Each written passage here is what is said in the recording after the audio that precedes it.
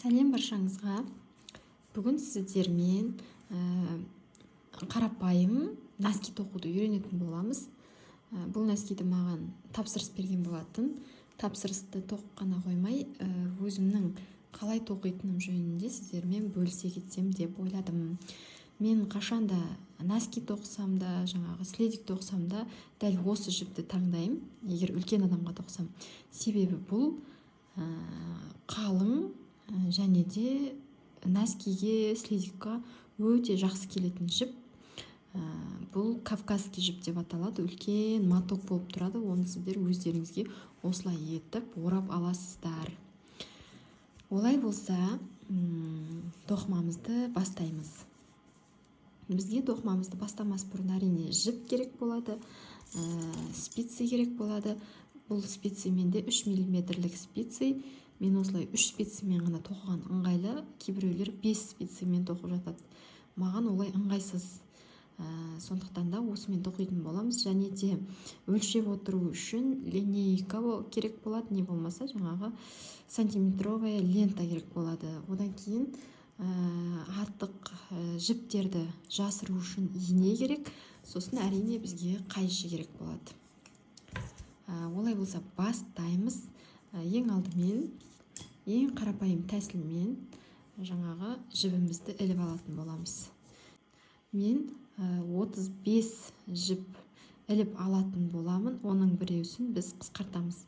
Жұмыстың басымен аяғын қосқан кезде қысқартамыз. Сол үшін де 35 жіп аламын. Негізінде 34 жіппен тоқитын боламыз.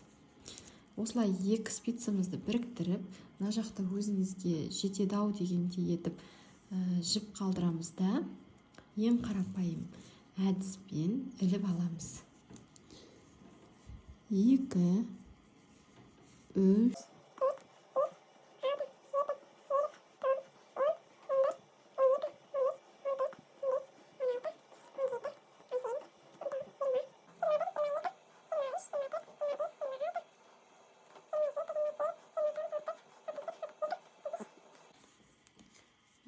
екі, 33, 34, 35 жіп іліп алдым. Енді ары қарай бір спицамызды шығарамыз. Спицамызды шығарып, мына басынан болсын, қай басынан болса да айырмашылық жоқ. 17 жіпті мына спицаға, яғни мынаның тең жартысын іліп аламыз. Бізде біреусінде 18 қалады, біреуіне 17. 1, 2, 3, жай ғана үстіп іліп аламыз.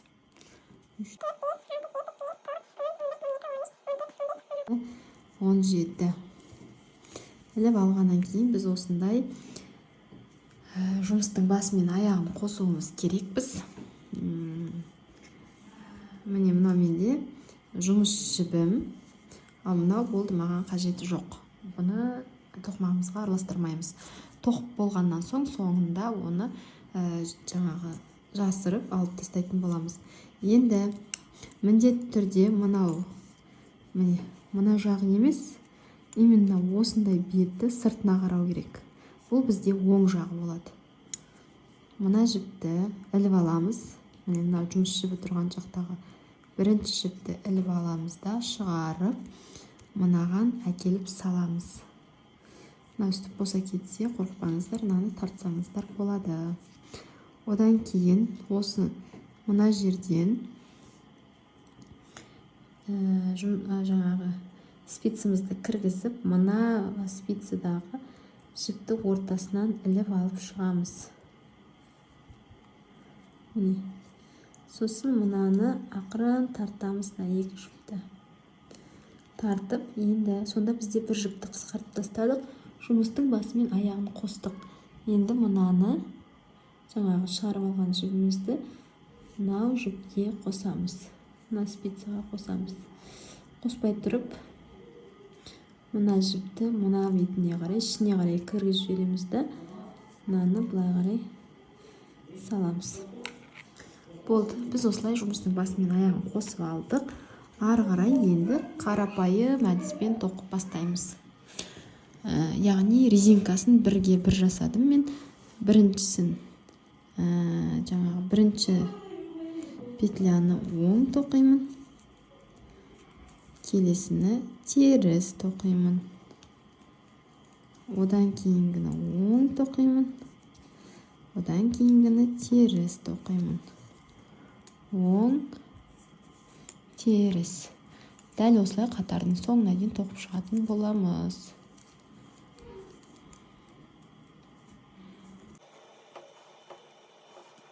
Қатардың соңына дейін тоқып болдым.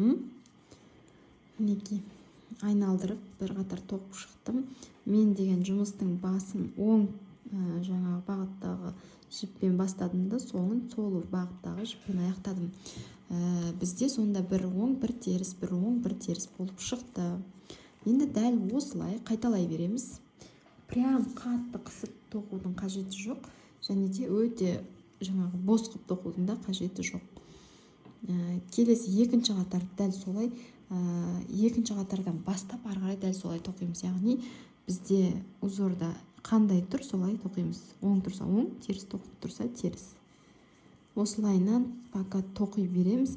Біздің мына резинкамыз биіктігі 13,5 сантиметрге дейін жеткенше. Осылай тоқып шығамыз. 13,5 сантиметр болған кезде кездесеміз. Мінекей мен өзіме қажетті жерге дейін тоқып болдым. Бұл менде 13,5 сантиметр. Мінекей. Енді бұл жерін өздеріңіз қалауларыңыз бойынша өстіп ұзын қылып тоқсаңыздар да болады, немесе қысқа қылып тоқсаңыздар да болады. Бұл бірақ былайынан кәдімгідей созылады. 39 размер ер адамның аяғына арналып тоқылып жатыр. Жаңағы тапсырыс берушім өзі солай қалаған. Енді ары қарай келесі рядтан бастап біз тек қана оң бағытта тоқитын боламыз. Яғни біріншісінен бастап оң тоқылған оң тоқылған жіпті де, теріс тоқылған жіпті де барлығын оң тоқимыз. Айналдырып оң тоқып шығамыз.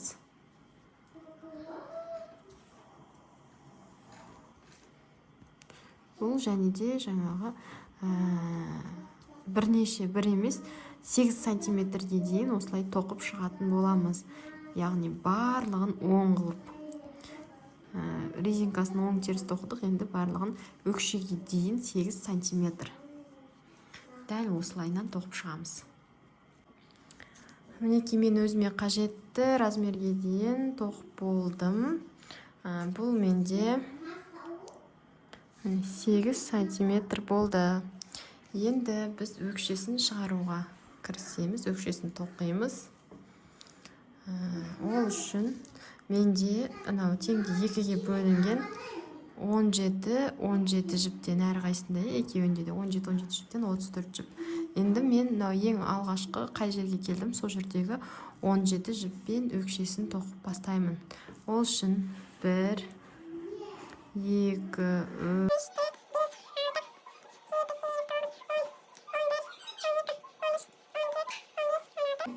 и соңғы 17-шісін теріс тоқимын. Яғни одан кейін біріншісін жай ғана іліп аламыз да, соңғысын теріс тоқитын боламыз. Дәл осылай бірінші 10 қатар теріс, оң теріс етіп 10 қатар тоқып шығамыз. 10. Бірінші қатарым кетті, ары қарай екінші қатар. Екінші қатарда мен барлығын теріс тоқимын. Өйткені узор солай түсу керек сырт жағына. Осы 17 петляны теріс етіп тоқып шығамын.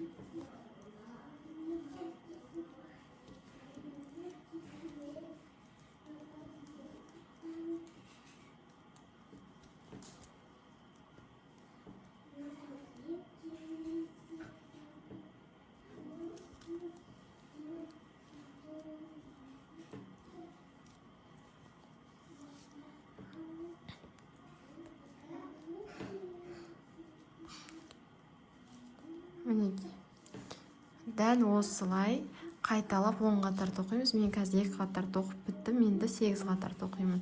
11-ші қатарда кездесеміз. Мінекей 10-ші қатарды тоқып жатырмын. 10-ші қатар мен теріс жағынан тоқып жатырмын менде.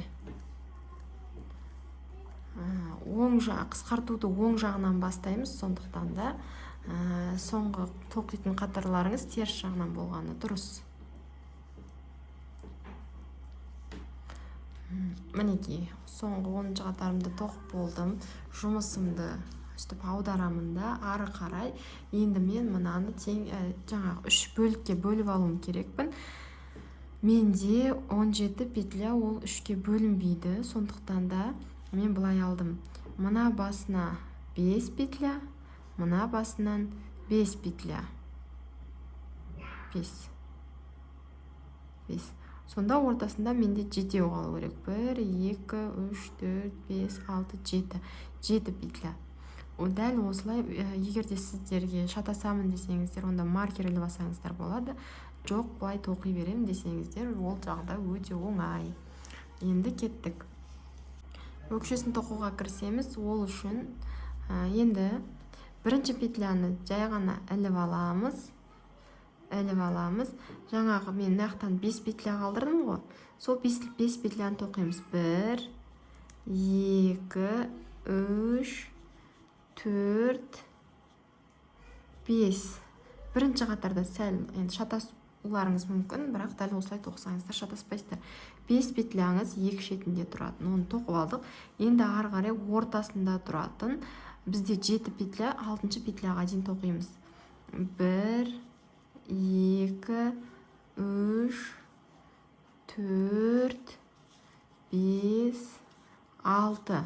6 петлямды тоқыдым. Сонда менде общий 5, 11 петля. Мына жердегі менде соңғы 6, мына жақта 7-ші петля қалды. 7-ші петлямен мынау соңынан санаған кезде біз 5 қалу керек қой. Міне 1, 2, 3, 4, 5. Және де менің 7-ші петлям тұр. Осы мына жақтағы 7-ші петлямен мына басындағы 5-ші петляны бірге қосып тоқимыз. Сонда біз қысқарту болады бізде. Міне, осылай қысқартамыз да, былай қарай тоқымаймыз.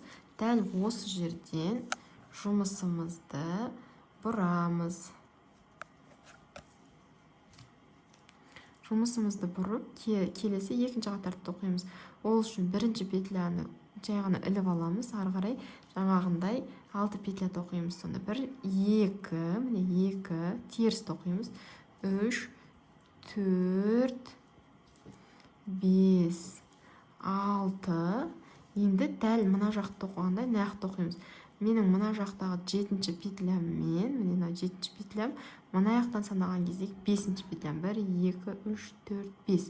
Осы екеуін біріктіріп, теріс етіп тоқимыз бірге. Міне. Енді ары қарай келесі тағы да мына жақты соңына дейін тоқымаймыз. Жұмысымызды бұрамыз да, бірінші петляны жаңағындай іліп аламыз. 2, 3, 4, 5, 6 тоқыдық. Енді жаңа бізде мына жақта бір петляны қысқартып тастадық. Негізі 5 болған, біреуін қысқартып едік. 4 қалды. Енді осы жақтағы 4-ші петля мен 7-ші петляны, мына жақтың санағында 7-ші петляны біріктіріп, оң етіп тоқып аламыз. Сонда мына ортасындағы петлялар өзгеріс болмау керек. Петляларда екі жағындағы петлялардан өзгеріс болып отырады, қысқарып отырады. Ойбай. Келесі ары қарай бірінші петляны тағы да іліп аламыз. 2,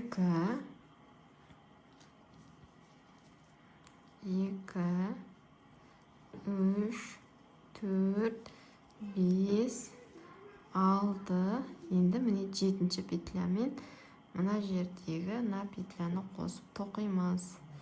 4-ші петляны, сонда 3 петля қалды. Келесі ары қарай тағы да аударамыз. Дәл солай тағы тоқимыз. Бірінші петляны іліп аламыз. Екінші 3, 4, 5, 6 дейміз да.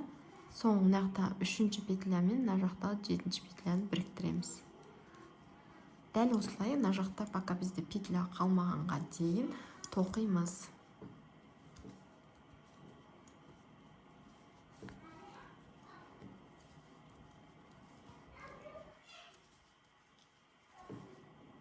өзі былайынан көрінеді уже бірінші қатар тоқып кеткеннен кейін екеуінің ара қашықтығы сәл қашықтау болады да, сол екеуін біріктіріп тоқи саламыз. Жұмысымызды бұрамыз тағы да. Неге байқасаңыздар, бізде уже өкше шығып келе жатыр. Көрініп келе жатыр өкшесі.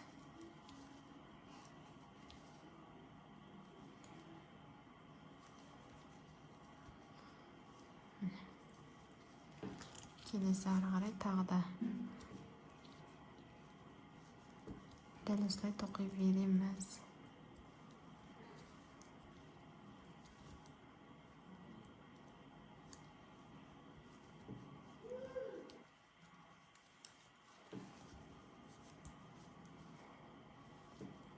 Бір, екі, үш, төрт, бес, алты, мінекей, жетіншіні бірге тоқимыз. Бітті, мына жақта жіп бітті, енді менде мына жақта біреу қалды. Сондықтан да қайтадан айналдырып тоқимын. Бір, екі, үш, төрт, бес, алты, жеті, екеуі, соңғы екеуін біріктіріп тоқимын. Сонда екі жағынан да бітті, ортасындағы жіпте ешқандай айырмашылық болған жоқ. 7 жібім қалды, сол баяғы орнында. Менің мінекей өкшем уже осындай болды.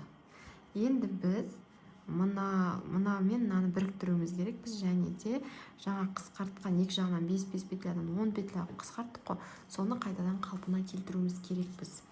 Ол үшін былай істейміз. Мына жердегі бірінші петляны іліп аламыз, ары қарай 2, 3, 4, 5, 6, 7. Жетеуін тоқып болғаннан кейін енді біз мына жерден 5 петля шығаруымыз керекпіз. Әрбір осындай өрімге шығарсаңыздар болады. Өрім сияқты екі қабырға тұр ғой, міне бірінші қабырға, екінші қабырға. Осыдан аламыз 1 петля, 2 петля, 3,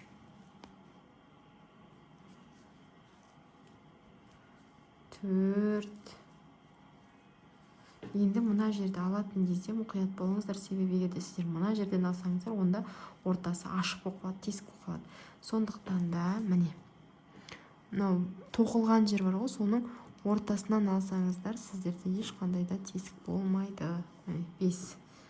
Сонда бізде 12 петля болу керек. 2, 4, 6, 8, 10, 12 болды. Қалпына келтірдік бір бетін. Енді ары қарай мынау біздің өкшеміз, мынау біздің жаңағы нәскиіміздің бет жағы, аяқымыздың жаңағы бет жағы. Осыны ары қарай тоқимыз, біріктіріп тоқып кете береміз. Бұл жақта 17 петля, 17 петляны соңына дейін апарамыз.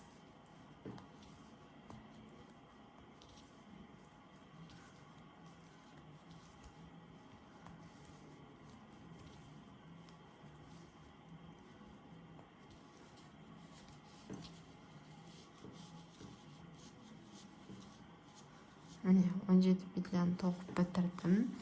Енді мен дәл жаңағындай мына жағынан 5 петля шығаруым керекпін. Жаңа қалай бастадық, солай бастаймыз. Міне мынадан емес, мынандай тоқылған жерден аламыз. Бұл жерде мынадан емес, мынандай тоқылған жерден аламыз. Себебі екі жағы екі түрлі болып шығады. 1, 2, 3, 4. Енді қараңыздар, мына жерде де дәл солай. Мынаны тастаймыз да, мынаған тоқимыз. 5. Себебі қазір егерде сіздер мынаны тоқып кетсеңіздер, онда мына жерде кәдімгі үлкен тесік болып қалады. 5. Міне 5-еу, мынау тоқылғаннан кейін білінбей кетеді.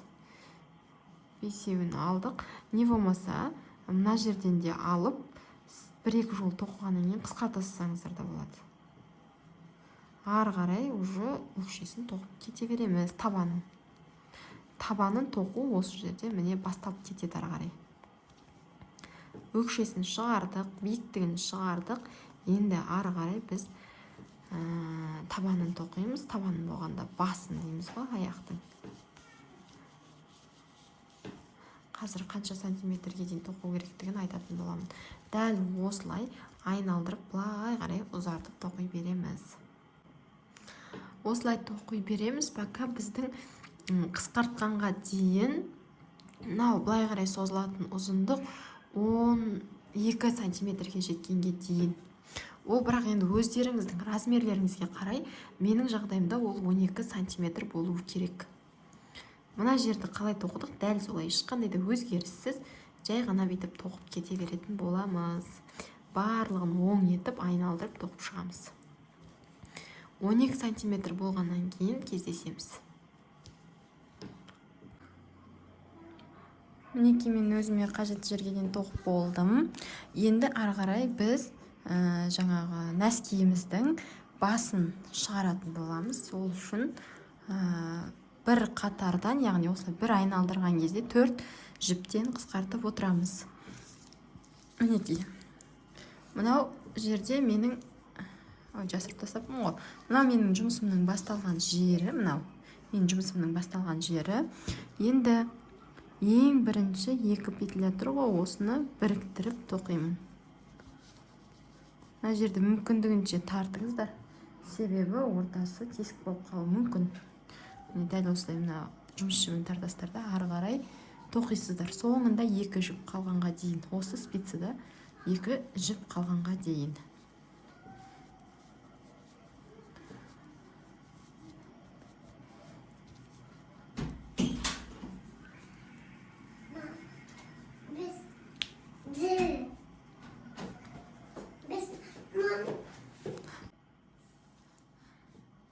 Менде соңында мына спицымда 2 жіп қалды. Осы екеуін мына жағынан, шет жағынан алып, тағы да 2 петляны бірге қосып тоқимыз.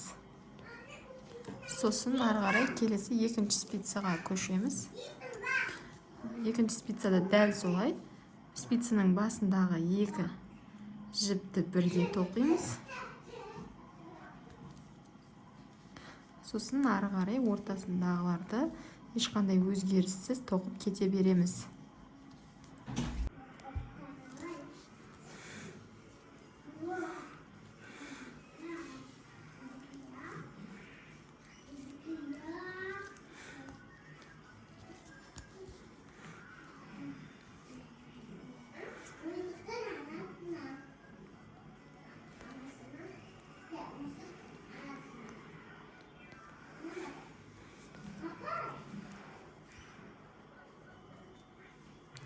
Мінекей соңынан да дәл осылай екеуін аламыз.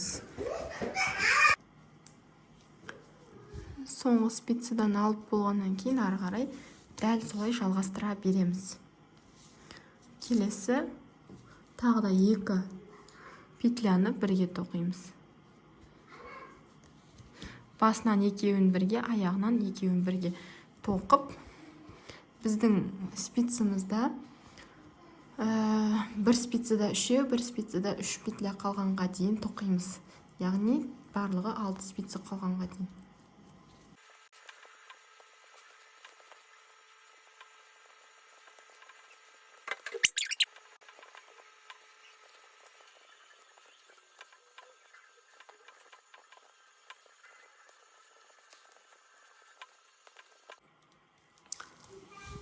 Мінекей менде мына спицамда 3, мына спицамда 3 петлядан қалды. Енді мен мына жерден кесіп тастаймын. Сәл ұзындау ғой, қатты ұзын емес. Одан кейін бізге көмекке осындай үлкен көзді ине келеді. Осы үлкен көзді инемен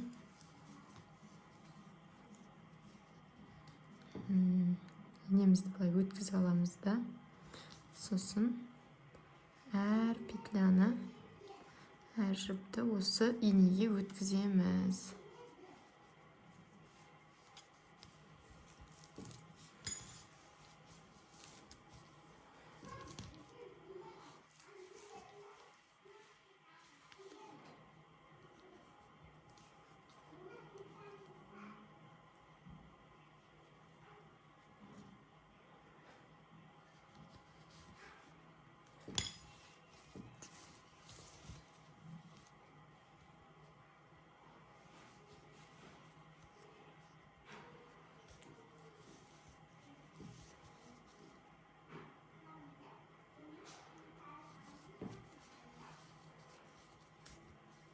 сөйтіп 2-3 рет айналдырып жібереміз да, одан кейін дәл ортасынан инемізді кіргізіп теріс жағынан шығарып аламыз.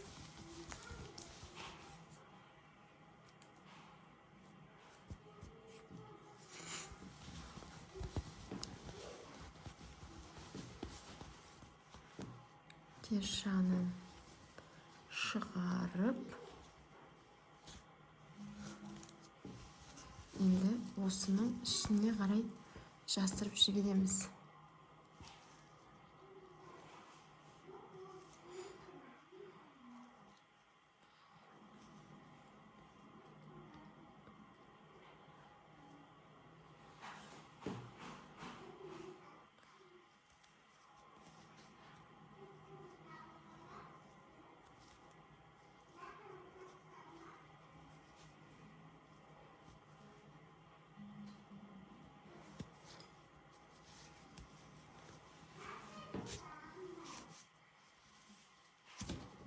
Осылайынан жасырамыз да, сосын артылған жіпті кесіп тастаймыз. Осымен болды. Мына жердегі барлық артық жіптің бәрін жасырып, кесіп алып тастаймыз. Сонымен біздің носкиіміз дайын болады.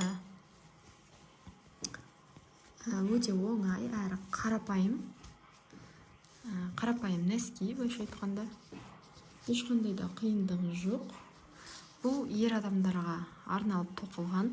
Егер де сіз әйел адамға немесе кішкентай балаға тоқитын болсаңыз, размерін сәл кішіреу етіп алсаңыздар болады. Шеберлік сабағымды соңына дейін көріп шыққандарыңызға көп рахмет. Ұнаған болса, міндетті түрде лайк басып, комментарий жазып кетіңіздер. Каналыма тіркеліп қойыңыздар, себебі оның барлығы мен үшін, каналымның дамуы үшін, интересныйға шығу үшін өте маңызды. Зейін қойып тыңдағандарыңызға көп рахмет. Келесі кездескенше сау болыңыздар.